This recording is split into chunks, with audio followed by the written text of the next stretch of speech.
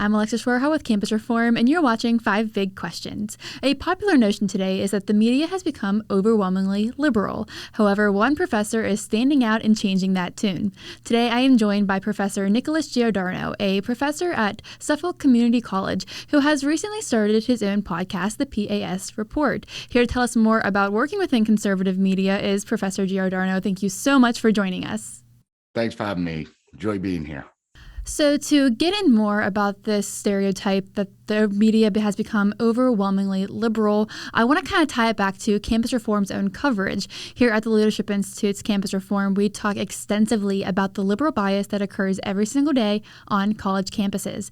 Do you think there's a correlation between the liberal bias that we're seeing being peddled on college campuses and the liberal bias that's being seen in the media?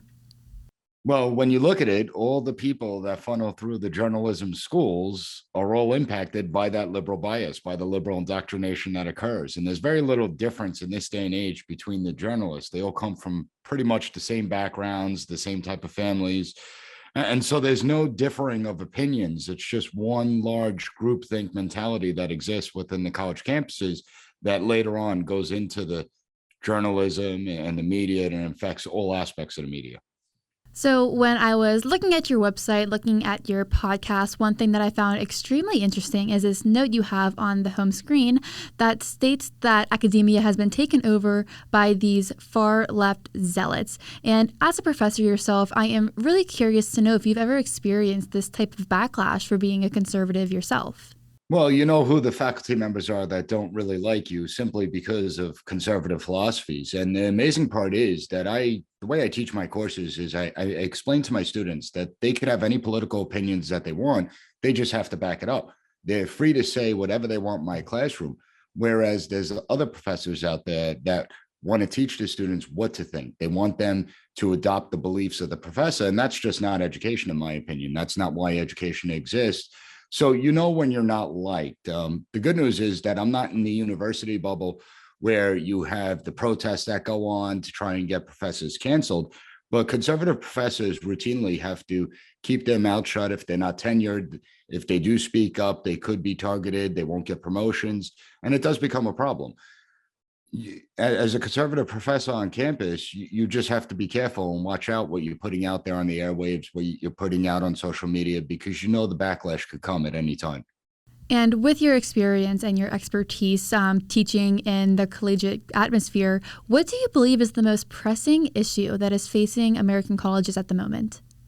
I think we've seen the fundamental collapse of the United States. I mean, we don't really have an education system around anymore because as students continue to get pushed through grade level to grade level to grade level, we're seeing that students are not proficient. So 38% of graduating seniors this year, only 38% of them are going to be able to read and write on the college level.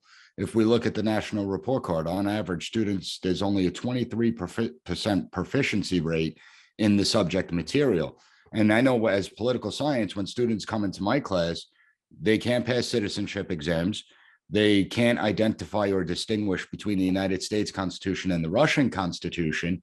And they know very little there is to know about the American government. And what amazes me is that they have opinions on all these issues, but they don't know who's responsible for what in this society. And what we've seen over the last 2 years is that if you don't know how our government was set up, what the intent of the founding fathers were, what role and responsibility does the legislative branch have versus the executive branch, essentially the government could do whatever it wants without the people asking questions. And that's what we're witnessing today. And it's going to get even worse given that students haven't been in the classroom in about 1.5 years, almost 2 years, some of them. So we anticipate this problem is going to get a lot worse going forward.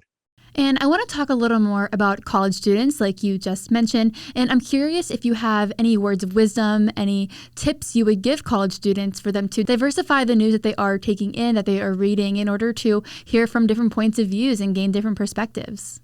Well, I never tell my students what news sources to go to because that's incumbent on them to figure it out. What I do explain to them is that biases are injected in everything in this day and age, particularly within media, within print media, and on television, and that they have to be aware of those biases because when you're aware of the biases, you already have an advantage knowing that the article or the story being presented is being manipulated in some sort of way. I explained to them that the truth does exist. There are facts out there. Unfortunately, in this day and age, you have to do a little more research to actually find those facts. And it does become harder. So you have to make the students aware that the biases exist, but you also have to make them aware of their own biases. Students today are very, very, very opinionated on every single issue that exists out there.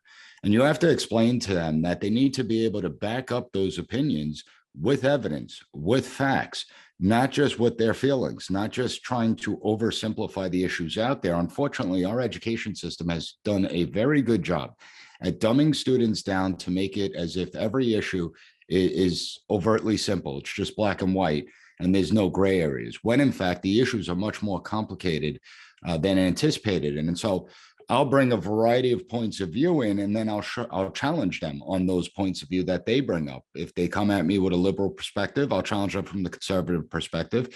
And same thing holds true if they challenge me with a conservative perspective, I'll hit them with a liberal perspective. And it's the idea that you need to challenge them, you need to push them, and that they can't take anything that's being told to them at face value. You know, I brought up the Russian Constitution before. And one of the reasons I give my students the Russian Constitution and try and pass it off as the American Constitution is because I want my students to know that just because I'm the professor, they shouldn't necessarily trust the information I'm giving them is accurate. And that's the main thing. They should be suspicious of the material they're getting. It doesn't mean that they should sit there and tell the professor they're wrong if the professor and them disagree on an issue. But too often we just take what someone says and we regurgitate it without ever really thinking about it. And just to wrap us up here, I do want to talk about objectivity in the media. A popular term that's been going around the past couple of years is this notion of fake news, of journalists and reporters and news stations inserting their opinion in place of fact. So what would you tell students to look for in order to get true objectivity in the news that they are receiving? Well, that's really difficult. They can watch C-SPAN when there's no commentary and Congress is just holding hearings, because then you're kind of getting unfiltered information. Yes, it's through the eyes of political people, but it is unfiltered without the pundits providing their commentary. When we look at the media landscape today, a lot has changed, where it's almost a revolving door between the government and journalists. Look at half the people that appear on the televisions, and at one time or another, they have served in administration. So it's clear where they stand on the political issues. And when you watch the media, it's amazing to me that most of the media has this consistent narrative. It's almost as if they get on the phone every morning and they say, these are the key words that we're going to push out there for the day. And that's where you know it's not journalism, that they're not coming up with their own independent thoughts. They're not putting the facts out there, and they're not analyzing the facts in order to give the American people the tools they need to come to a conclusion about particular issues.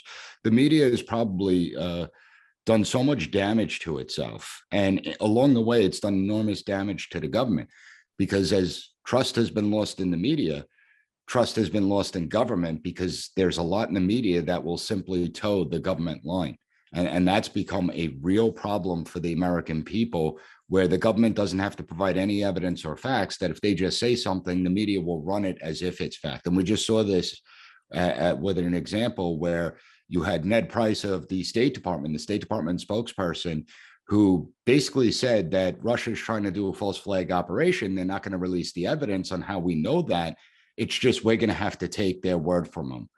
And Mike Lee, who's a reporter from the Associated Press, an actual reporter, a real journalist, actually pushed back and said, no, we shouldn't take your word for it. We need to see evidence. The government should be releasing the evidence to prove that this is true, so the American people know that what you're telling us is honest. It's really weird when you live in a place where the media and government have like merged into one almost, and a lot of the people in the media will do the government's bidding for them.